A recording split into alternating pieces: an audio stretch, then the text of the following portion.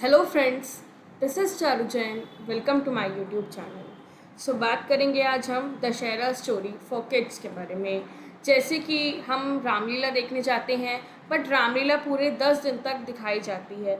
लेकिन इस वीडियो में मैं आपको रामलीला के पूरे 10 दिन की जो स्टोरी है वो इस वीडियो में एक शॉर्ट और एक क्रिस्प तरीके से आपको बताऊंगी।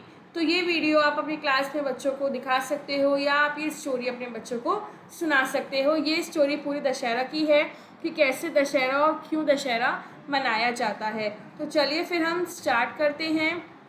दशहरा हिंदुओं के महत्वपूर्ण त्योहारों में से एक है।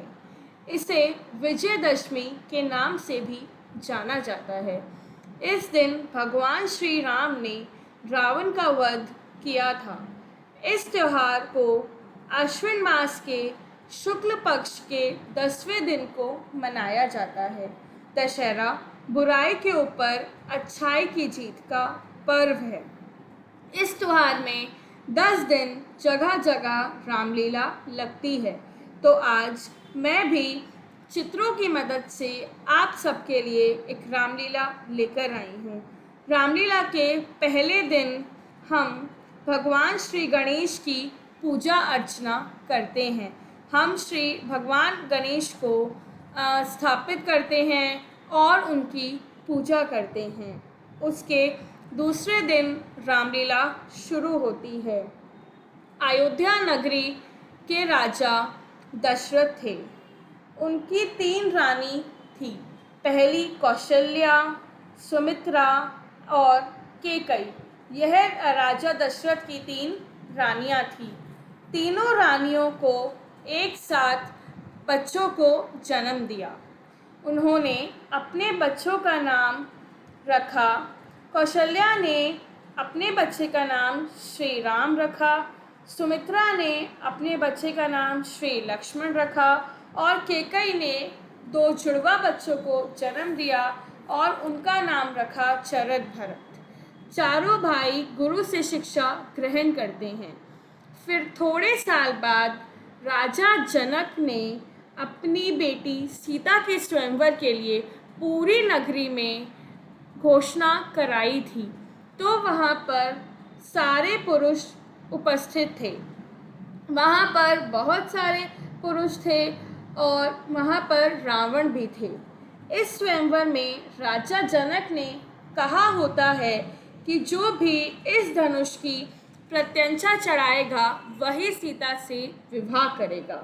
सारे पुरुष एक एक करके बारी बारी से धनुष की प्रत्यंचा चढ़ाने की कोशिश करते हैं, लेकिन कोई भी सफल नहीं हो पाता। तभी वहाँ रावण आते हैं और रावण कहते हैं कि मुझसे बलशाली इस दुनिया में कोई नहीं है, अर्थात मैं तो इस धनुष की प्रत्यंचा चढ़ा ही दूंगा। लेकिन रावण भी धनुष पर प्रत्यंचा नहीं चढ़ा पाते हैं। तभी श्री राम धनुष की प्रत्यंचा चढ़ा देते हैं, अर्थात धनुष को तोड़ देते हैं। तो उनका श्री सीता जी से विवाह हो जाता है। तो राम सीता दोनों विवाह कर लेते हैं। तभी थोड़े दिनों बाद रानी केकई ने राजा दशरथ की जान बचाई थी। तो राजा ने उनसे कुछ मांगने की आज्ञा की थी। तो रानी ने कहा, समय आने पर मैं वरदान मांगूंगी। श्री राम जी का राज तिलक होने ही वाला था। तभी रानी केकई ने अपने 2 वरदान मांगे। पहला वरदान था भरत का राज तिलक, यानी भरत को राज मिल जाए, और दूसरा वरदान था श्री राम 14 बरस के लिए वनवास चले जाएं। तभी श्री राम अपनी पत्नी सीता और अपने भाई लक्ष्मण के साथ वनवास के लिए निकल पड़ते हैं। इसके बीच राजा दशरथ की मृत्यु हो जाती है जब श्री राम वनवास को चले जाते हैं। एक दिन वन में रावण की बहन सुपर्णखा लक्ष्मण के पास आई और उनसे बोली कि मुझसे विवाह कर लो। बट लक्ष्मण ने गुस्से में आकर उसकी नाक काट दी तभी वह रोती रोती अपने भाई रावण के पास गई और रावण बोला, किसकी इतनी हिम्मत हो गई जिसने मेरी बहन की नाक काट दी? मैं उससे बदला ज़रूर लूँगा। तभी वन में एक सोने का हिरण सीता जी को दिखाई पड़ा। सीता जी उस हिरण को देखकर बहुत ही मोहित हो गई और उन्होंने श्री राम से बोला, मुझे ये हिरण चाहिए, मुझे ये हिरण लाकर दीजिए। तो श्री राम उस हिरण के पीछे पीछे निकल पड़ते हैं और लक्ष्मण को कहते हैं कि अपनी भाभी का ध्यान रखना। तभी सीता जी को श्री राम सुनाई देता है। तो वह लक्ष्मण से कहती हैं, तुम्हारे भाई श्री राम मुसीबत में हैं, जाओ जाकर उनकी मदद करो।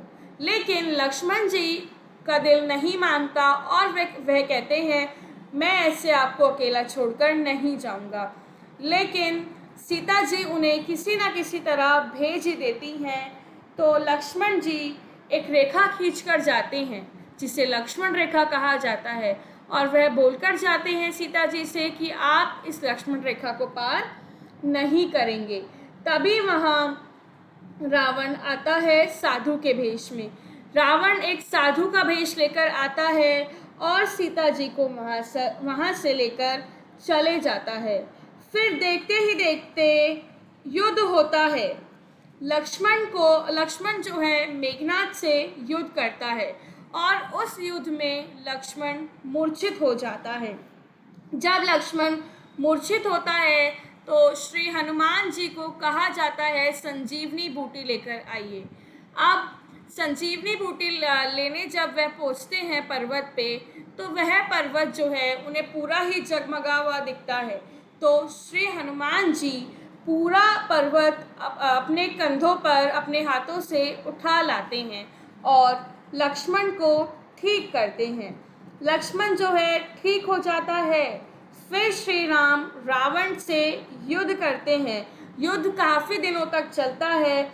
उसके बाद रावण का दहन राम जी के हाथों हो जाता है। श्री राम रावण की नाभि पर तीर छोड़ देते हैं और रावण की मृत्यु हो जाती है। अर्थात इस त्योहार से पता चलता है बुराई पर हमेशा अच्छाई की जीत होती है। आई होप ये स्टोरी आपको पसंद आई होगी एंड ये मैंने ट्राई किया था कि बहुत ही क्रिस्प मैनर में रखूं। सो अगर आपको ये स्टोरी पसंद आई हो तो लाइक, शेयर और सब्सक्राइब करना ना भूलें।